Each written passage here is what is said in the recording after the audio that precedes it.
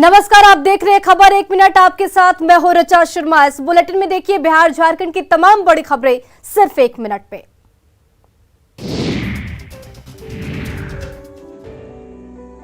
दिल्ली की गर्मी इन दिनों अपने चरम पर है। इस भीषण गर्मी में लोगों का जीना तो मुहाल हो ही गया है। अब जानवर भी इस गर्मी के प्रकोप से अछूते नहीं हैं। इस भीषण गर्मी से जानवरों को बचाने के लिए नेशनल जूलॉजिकल पार्क प्रबंधन ने एक विशेष तैयारी की है। चिड़ियाघर में इन दिनों प्रबंधन ने जानवरों को गर्मी से बचाने के लिए पानी के फव्वारे मारे जा रहे हैं, ताकि भीषण गर्मी से जानवर को बचाया जा सके और उन्हें ठंडक मिल सके। हाथी और भालू को गर्मी से बचाने के लिए उन पर लगातार ठंडे पानी की बौछार की जा रही है। साथ ही सभी जानवरों के बैरक में पानी का छिड़काव किया जा रहा है, ताकि इस भीषण गर्मी से जानवरों को राहत मिल सके। जू में घड़ियाल के साथ साथ दूसरे जानवर भी गर्मी से बचने के लिए पानी में जमकर मस्ती करते रहते हैं।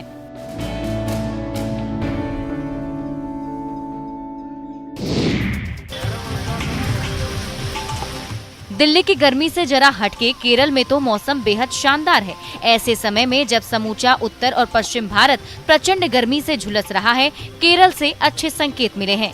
यहाँ प्री मानसून बारिश शुरू हो गई है। भारी बारिश से पोर्ट सिटी कोच्चि में कई जगह पानी भर गया। पिछले 2-3 दिनों से लगातार मूसलाधार बारिश हो रही है। दिन में भी अंधेरा छाया रहता है। मूसलाधार बारिश के बाद हाल ये है कि सड़क पर गाड़ियों को चलाने के दौरान लाइट जलानी पड़ रही है। विजिबिलिटी भी काफी कम है। लोगों से पर्वतीय इलाकों में जाने से बचने की अपील की गई है। मौसम विभाग ने केरल के कई जिलों में मूसलाधार बारिश का अलर्ट पहले ही जारी कर दिया था। 2 जिलों में रेड अलर्ट और 6 में ऑरेंज अलर्ट जारी किया गया है। मूसलाधार बारिश से केरल सरकार भी अलर्ट है। केरल में इस प्री मानसून से उम्मीद जताई जा रही है कि जल्द ही कई राज्यों में मौसम बदलेंगे।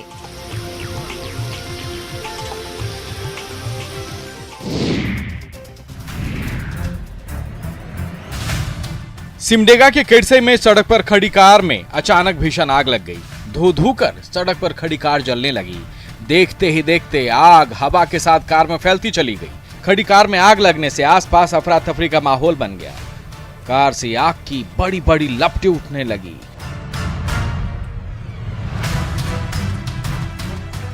आग की लपटों को देख मौके पर कई लोग पहुंचे। ढेगुर पानी गांव में इस बर्निंग कार पर काबू पाना आसान नहीं था। शॉर्ट सर्किट से कार में आग लगने की बात कही जा रही है।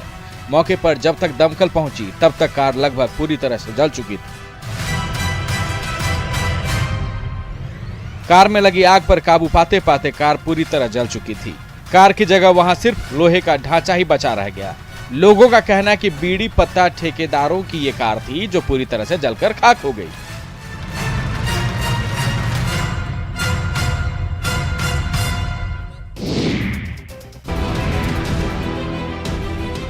हैदराबाद में पटना के रहने वाले आईबी ऑफिसर कुमार अमरेश की मौत हो गई। अमरेश उपराष्ट्रपति वेंकैया नायडू के 20 मार्च के दौरे को लेकर सुरक्षा जांच कर रहे थे। इस दौरान मंच से अचानक गिरने के कारण उनकी मौत हो गई। यह हादसा बुधवार को हुआ। अमरेश आईबी में असिस्टेंट डायरेक्टर के पद पर थे। इस पूरे हादसे का वीडियो भी सामने आया है। वीडियो में दिख रहा है कि अमरेश ऑडिटोरियम के अंदर पुलिस अधिकारियों के साथ आते हैं और सुरक्षा जांच को लेकर अपने मोबाइल से वीडियो बनाने लगते हैं। इस दौरान मंच के कॉर्नर पर बनी ग्रिल में उनका पैर फंसता है। वो लड़खड़ाते हुए 4 कदम आगे बढ़ते हैं और नीचे गिर पड़ते हैं। इसके बाद वहां मौजूद बाकी पुलिस अधिकारी उनकी ओर भागते हैं। अमरेश को तत्काल अस्पताल ले जाया गया, लेकिन डॉक्टरों ने उन्हें मृत घोषित कर दिया। बताया जा रहा है कि गिरने से उनके सिर में गंभीर चोट आई है। इसी वजह से उनकी मौत हो गई। तेलंगाना पुलिस और आईबी की टीम संयुक्त रूप से यहां उस ऑडिटोरियम की सुरक्षा जांच कर रही थी जिसमें प्रोग्राम होना है।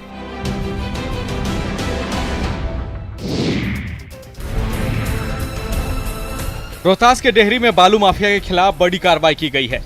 डेहरी एसडीएम के नेतृत्व में बेखौफ हो चुके बालू माफिया पर नकेल कसने के लिए बड़ी कार्रवाई की गई है। डेहरी और औरंगाबाद को जोड़ने वाली राष्ट्रीय राजमार्ग पर सोन ब्रिज के पास ये कार्रवाई की गई। सोन ब्रिज से अवैध तरीके से बालू ले जा रहे ट्रक को मौके पर ही पकड़ा गया। कार्रवाई के दौरान 50 से अधिक बालू लदे ट्रक और ट्रैक्टर को पकड़ा गया है। इधर बीच पुल पर ही प्रशासन की कार्रवाई को देख कई ट्रैक्टर चालक बालू लदे ट्रक और ट्रैक्टर को पुल पर ही छोड़कर फरार हो गए। इस तरह से पुल पर जाम की स्थिति बन गई। कई ड्राइवरों ने तो बालू लदे ट्रकों के टायर से खुद ही हवा निकाल दी और पुल पर इस भरोसे छोड़ दिया कि इसे प्रशासन अपने साथ नहीं ले जाएगा। इस छापेमारी में खनन विभाग के अधिकारी भी शामिल रहे। दरअसल पिछले कई दिनों से बालू माफिया के खिलाफ अभियान चलाए जा रहे हैं।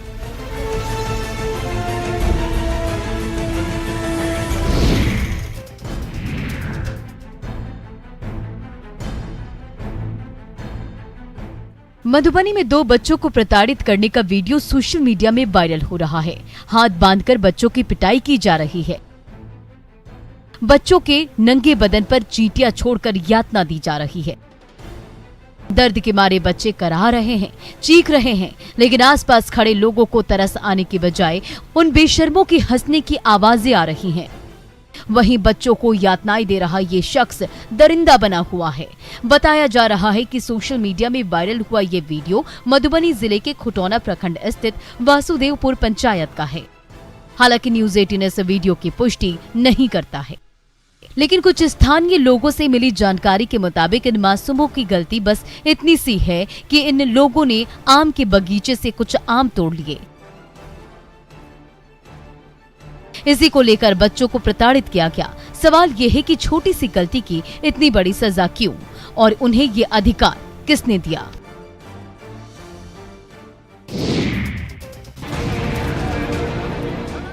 बेगूसराय के बछवाड़ा में जमीन विवाद में एक शख्स की जमकर पिटाई कर दी गई। शख्स की पिटाई का ये मामला बरहमपुर पंचायत का है।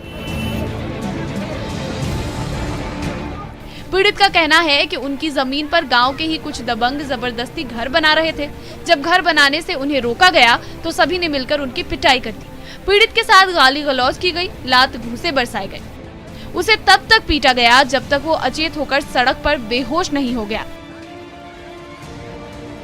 पीड़ित का ये कहना है कि इस जमीन को लेकर जनता दरबार में निर्णय हो चुका है। ग्राम पंचायत कचहरी में ये मामला लंबित है, लेकिन गांव की ये दबंग कुछ मानने को तैयार नहीं। हर हाल में ये दबंग उनकी जमीन पर कब्जा चाहते हैं। विवादित जमीन को लेकर की गई पिटाई का वीडियो भी सोशल मीडिया पर वायरल हो गया है। पीड़ित ने गांव के इन दबंगों के खिलाफ मामला दर्ज कराया है और कार्रवाई की मांग की है।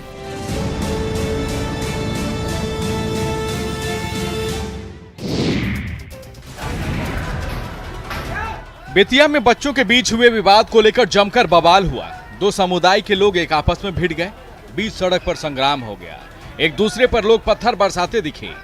3 घंटे से ज्यादा देर तक पत्थरबाजी और रोड़ेबाजी होती रही। बीच सड़क पर घंटे हुई इस पत्थरबाजी के बाद पूरे सड़क पर पत्थर और रोड़े ही नजर आए। इस बवाल में दोनों तरफ से कई लोग घायल हो गए। बच्चों का विवाद यहाँ हिंसक हो गया और देखते ही देखते पूरा इलाका रणक्षेत्र में बदल गया। बीच बचाव करने पहुंचे पुलिस को भी लोगों ने नहीं बख्शा। पत्थरबाजी पुलिस पर भी की गई, जिसमें कई पुलिस वाले भी घायल हो गए हैं। इस झड़प में कालीबाग ओपी प्रभारी का सिर फट गया, जिनका इलाज अस्पताल में चल रहा है। एसपी ने कहा कि हालात फिलहाल नियंत्रण में है और दोषियों के खिलाफ हर हाल में कार्रवाई की जाएगी। पुलिस की ओर से भी इस मामले में केस दर्ज कराई जाएगी।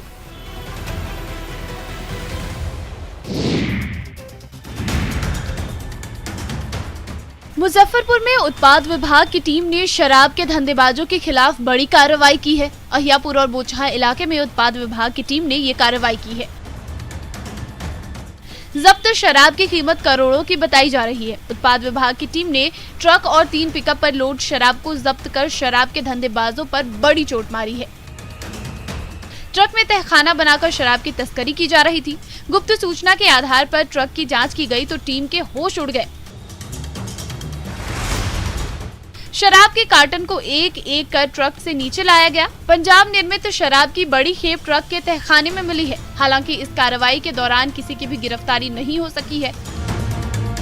जब्त विदेशी शराब को अबकारी थाने में लाया गया है। उत्पाद विभाग का कहना है कि शहर से लेकर गांव तक शराब के धंधेबाजों के खिलाफ कार्रवाई जारी है। शराब तस्करों की अब खैर नहीं।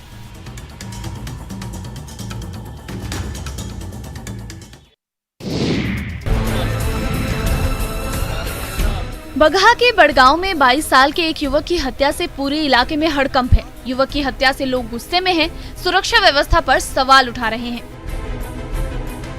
मृतक सुमित वारदात से एक दिन पहले घर से लापता हो गया था और फिर गांव से दूर एक खेत में उसका शव मिला है। गोली मारकर गांव के युवक की हत्या कर दी गई है। शव को देखने के बाद पता चला कि उसे 2 गोली मारी गई है। शव मिलने के बाद आसपास के गांव के लोग भी मौके पर पहुंचे। हत्या की इस वारदात से लोग आक्रोशित हैं। इधर मौके पर पहुंची पुलिस की माने तो किसी करीबी ने ही युवक को गोली मारी है। फिलहाल पोस्टमार्टम के लिए शव को अस्पताल भेज दिया गया है। पुलिस ने परिजनों को भरोसा दिलाया है कि गुनहगारों को किसी भी हाल में बख्शा नहीं जाएगा। सुमित के हत्यारे हर हाल में सलाखों के पीछे पहुंच जाएंगे।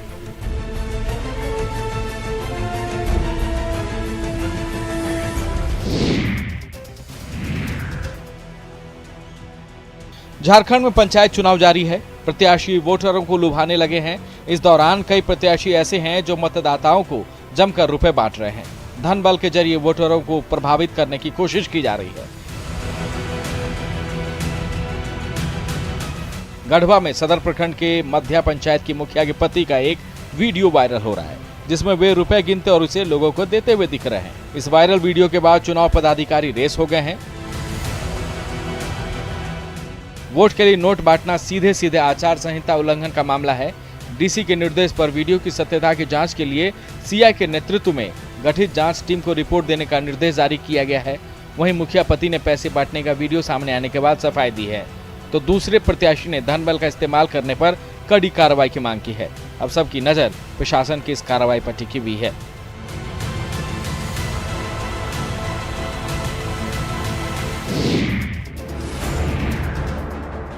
स्कूल की बदहाल बिल्डिंग, स्कूल में मूलभूत सुविधाओं की कमी, ऐसी तमाम खबरों को लोगों ने कई बार सुना होगा। लेकिन भागलपुर के बीरपुर में जो सरकारी स्कूल है, उसकी बदहाली शब्दों में बताना आसान नहीं। कहारपुर गांव में शिक्षा की बदहाली की तस्वीर ही हर सवालों का जवाब है। स्कूल में बिल्डिंग के नाम पर एक झोपड़ी है। बेंच पर बैठने के बजाय यहाँ नौनिहाल बोरियों पर बैठते हैं। ब्लैक बोर्ड के नाम पर इस झोपड़ी नुमा स्कूल में कुछ भी नहीं। एक शिक्षक के भरोसे पूरा स्कूल है। चूहों और कीड़ों के डर के साए में बच्चे यहाँ पढ़ते रहते हैं। स्कूल के नाम पर यहाँ सिर्फ झोपड़ी है। दरअसल 2 साल पहले कटाव के बाद गांव का स्कूल कोसी नदी में समा गया। तब से आज तक इस झोपड़ी में 1 से लेकर 8वीं तक के बच्चों को पढ़ाया जाता है, वो भी एक शिक्षक के भरोसे। कहारपुर का माध्यमिक और प्राथमिक विद्यालय कोसी नदी में समा गया था और अब यहाँ सिर्फ बदहाली है।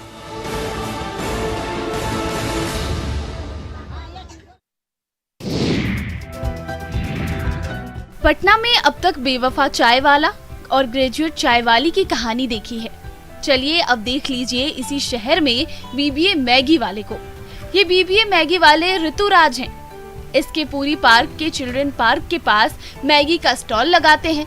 बीबीए करने के बाद पहले अच्छी नौकरी नहीं मिली और मिली भी तो बहुत कम सैलरी, तो ऋतुराज ने अपना स्टार्टअप शुरू किया, मैगी बेचने का बिजनेस शुरू किया।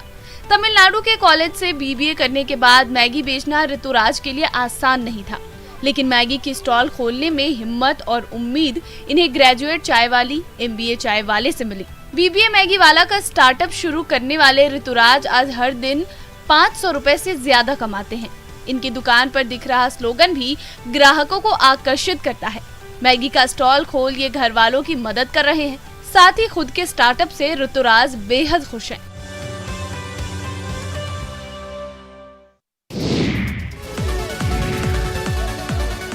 गोपालगंज में एक अनोखी शादी हुई। शादी को अनोखी कहने के पीछे वजह यह है कि दूल्हा देसी और दुल्हन विदेशी।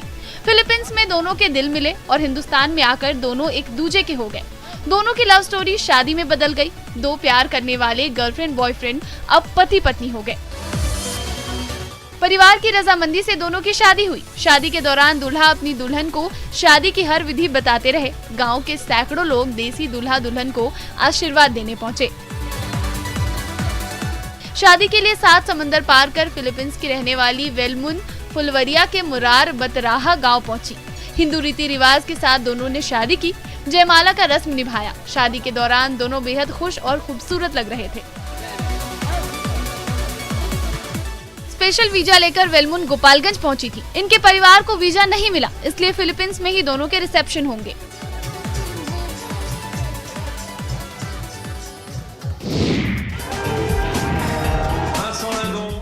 मैथिली के लिए खुशी का पल है, मैथिली सिनेमा के लिए सुकून का पल है। खुशी की खबर यह है कि मैथिली की film Dhuin Cannes film festival 2022 का हिस्सा बनेगा। यानी मिथिला की माटी से निकलकर यहाँ की सिनेमा फ्रांस के कान शहर तक पहुँच चुकी है।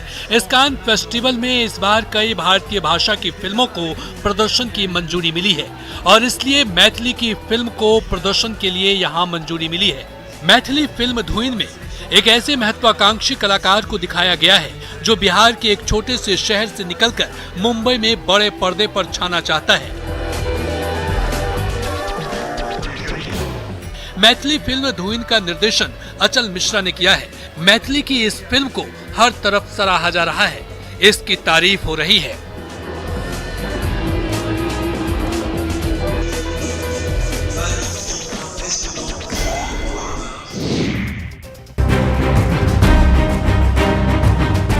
नवजोत सिंह सिद्धू को रोड रेज मामले में बड़ा झटका लगा है। सिद्धू को सुप्रीम कोर्ट ने 1 साल की सजा सुनाई है। ये रोड रेज का मामला 1988 का है। नवजोत सिंह सिद्धू को पहले इस मामले में राहत मिल चुकी थी, लेकिन रोड रेज में जिस शख्स की मौत हुई थी उसके परिवार ने रिव्यू पिटीशन दायर की थी। अब उस पर सुनवाई करते हुए सिद्धू को 1 साल सश्रम यानी कठोर कारावास की सजा सुनाई गई है। जिस केस में सिद्धू को सजा हुई है वो 3 दशकों पुराना है। 27 दिसंबर 1988 को सिद्धू का पटियाला में पार्किंग को लेकर 65 साल के गुरनाम सिंह नामक बुजुर्ग से झगड़ा हो गया था।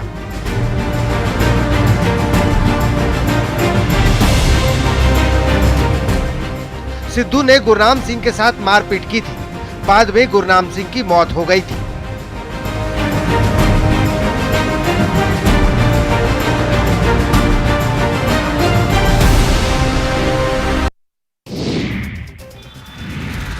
मुजफ्फरपुर में उत्पाद विभाग की टीम ने शराब तस्करों के खिलाफ बड़ी कार्रवाई की है। पुलिस ने ट्रक और 3 पिकअप वैन से भारी मात्रा में शराब जब्त किया है। गुप्त सूचना के आधार पर उत्पाद विभाग की टीम ने अहियापुर और बोचहां में छापेमारी कर हरियाणा नंबर के एक ट्रक और 3 पिकअप वैन से भारी मात्रा में शराब जब्त किया। शराब के धंधेबाज पुलिस को चकमा देने को लेकर ट्रक में खुफिया बॉक्स भी बना रखे थे। तलाशी में खुफिया बॉक्स के साथ ट्रक के पिछले हिस्से से भारी मात्रा में शराब के कार्टन जब्त हुए। बरामद की गई शराब की कीमत करीब 1 करोड़ रुपए बताई जा रही है। दरअसल शराब की खेप पंजाब से मंगाई गई थी। स्थानीय धंधेबाज इसे लीची बागान में अनलोड कर छोटी वाहनों पर लोड कर ठिकाना लगाने की तैयारी में थे, लेकिन पुलिस को इसकी भनक लग गई, जिसके बाद उत्पाद विभाग की टीम ने तत्काल कार्रवाई करते हुए छापेमारी कर शराब जब्त कर लिया। हालांकि पुलिस को देखते ही सभी धंधेबाज फरार हो गए।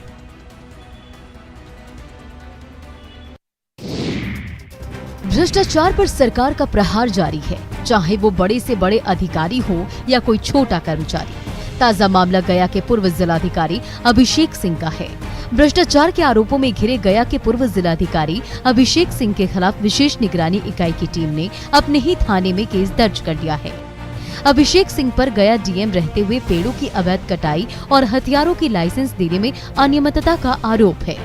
सरकार ने इनके खिलाफ पहले ही केस दर्ज करने का आदेश दिया था, जिसके बाद विशेष निगरानी ने ये केस दर्ज कर लिया है। कार्रवाई 2 आईपीएस अधिकारियों के खिलाफ शुरू हो गई है। गया मगध क्षेत्र के पूर्व आईजी अमित लोढ़ा और गया के पूर्व एसएसपी आदित्य कुमार के खिलाफ भी विभागीय कार्रवाई की प्रक्रिया शुरू हो गई है। ये दोनों जब गया में पोस्टेड थे तब दोनों के बीच जमकर खींचतान हुई थी, जो मामला पुलिस मुख्यालय तक पहुंच गया था। कहा जाता है कि गया मोक्ष की धरती है, लेकिन इन तीनों अधिकारियों को गया रास नहीं आया।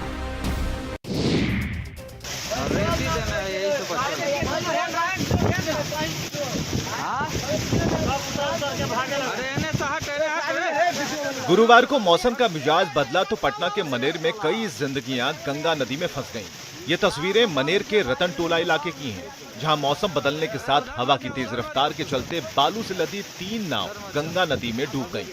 तस्वीरों में 6 से ज्यादा नाव और 20 से ज्यादा लोग दौड़ते भागते दिखाई दे रहे हैं। सबसे पहले आगे दिखाई दे रही एक नाव नदी में डूबी, जिससे किसी तरह उतरकर लोग जान बचाने के लिए भागते दिखाई दे रहे हैं। उसके बाद एक एक कर पीछे की 2 नाव और भी डूब गई। नाव पर सवार लोग अवैध बालू खनन कर उसे नाव पर लोड कर रहे थे। उसी दौरान आंधी चलने से ओवरलोडेड नाव डूब गई और इनकी जान भी नदी में फंस गई। जिससे बचने के लिए इन लोगों ने खाली नाव की शरण दी।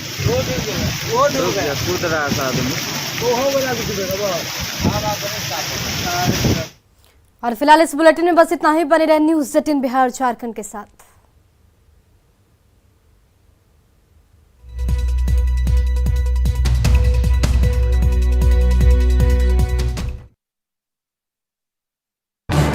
इस न्यूज हेडलाइंस के प्रायोजक पेट सफा